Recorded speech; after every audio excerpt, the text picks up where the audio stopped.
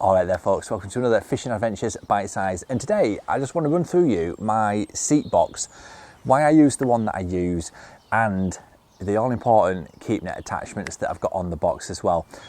Now I'm not going to go into how I set my box up and why I use the attachments I use them because they make my life easier and they suit my style of fishing. Now there's hundreds of different attachments out there and they all serve a purpose.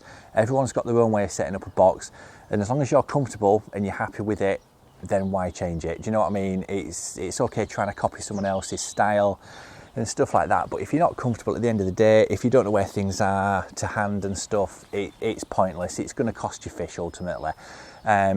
So I'm not going to touch on any of that. I just want to explain why I've got the box that I've got, why I want to change it, and as I say, the all important keep net arms and how I tend to set them up for matches.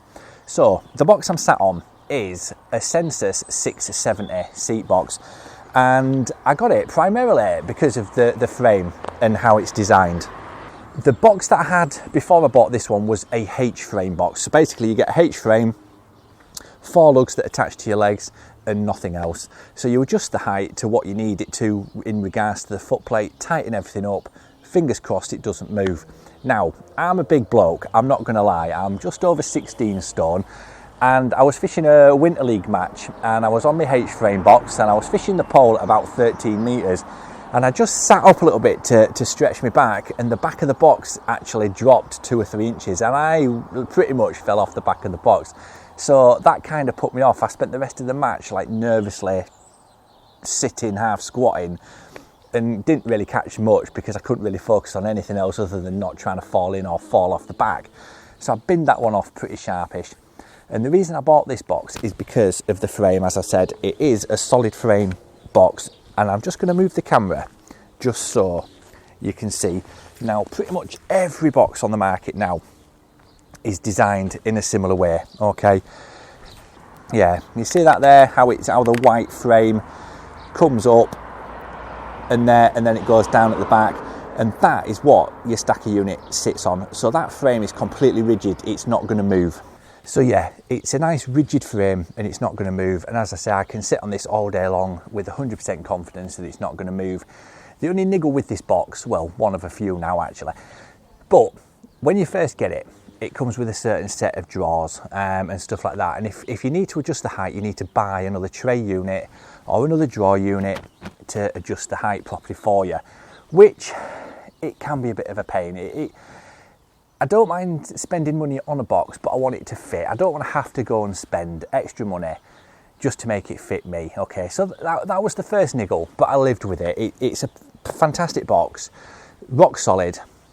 But the other niggle, and this is really my fault because I kind of bought it in a hurry because I was desperate for a new box, this sort of style frame, and I just bought it. It was it weren't particularly cheap at the time, but it was on offer, so I thought, you know what, I'll go for it. It had a couple of drawers with it, some winder trays. I thought, you know what, it'll do for the amount of matches I'm fishing. It were perfect fit job, and it is a good all-round box. But now that I'm getting more and more into the matches, it just doesn't really suit me. And this is why. I'm going to move the camera a little bit closer just so you can see. Right then, so let's get the first niggle out of the way. And this was a massive mistake on my part, and it's the front drawers. If you sat on the box and you need anything out of these drawers, they're just getting way. You've got to kind of do the splits like a gymnast or something and get into them, and they're just an absolute pain in the butt. Now the other niggle that I've got is if I have anything at all on this side, I can't open that drawer, and that drawer's diddy. And as you can see, I've got some split shot, some disgorgers and a pair of scissors, and that's about it. It's an absolute pain in the butthole. But on the other side, where I have my tray, I can't open that drawer at all during a match because it gets in the way because of this little extension leg in the middle, because that's where I fasten my tray to. So it's just pointless. It does my nut, honestly, it really does.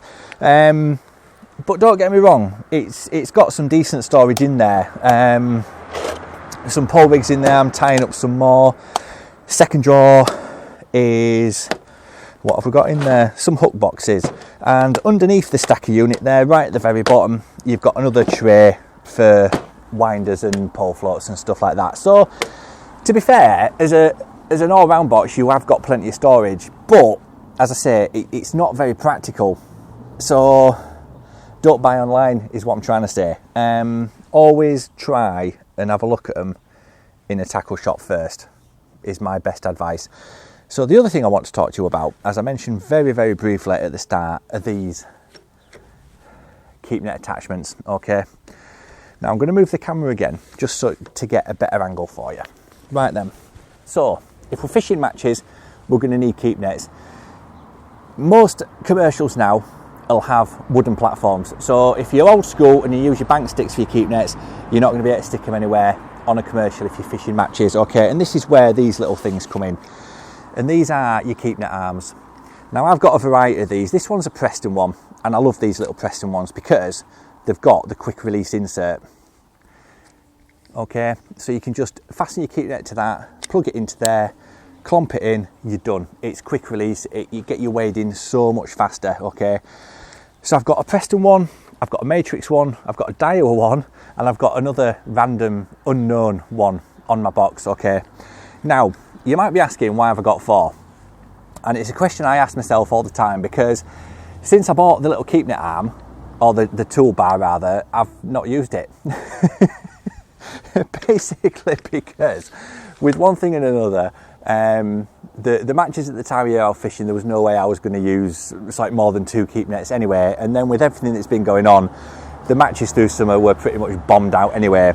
But how I set mine up is I've got one attachment leg on this side, on the other leg I've got my toolbar.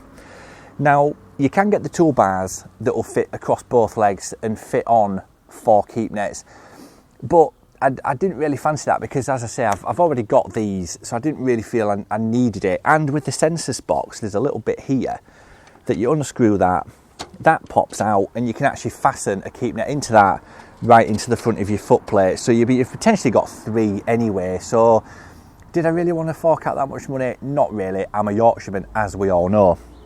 So that put paid to that, but I did want one just in case I needed an extra 1 or 2 keep nets. Now the ideal solution was that one, and it's by Maver, and it's very, very simply just a 2 keep net toolbar, okay? So you've got one attachment there, another one there, and that will slide up and down so you can fasten it perfectly to where you want on your box, okay? So if I wanted to use 4, I could have 2 on that side, that sits there in the middle. I've got the one in the middle potentially, and I've got this one there. Now with the configuration of keep nets now, you don't have to have the wide ones, you can get the slim fit ones, so you get more in front of you. But to be honest, as I said, I've never really needed more than 4 anyway, so it's not really a massive concern. And depending on what fishery I'm at and depending on what the platforms are like, you can set your box up to one side of the platform, and this one on this edge can fit sideways, okay? So it just gives you access to another one. The only downside to that is you've got to really concentrate and think about what fish you're putting in what net, so you don't go over net limits and stuff like that. But yeah, it's definitely something to think about. I think that half arm was 25 quid, whereas the full ones tend to be about 60 or 70 depending on which one you want to go for. But I say it's worth shopping around, and it's really worth sitting down and thinking exactly what you need during a match. Are you realistically going to ever use more than 4 keep nets and stuff like that?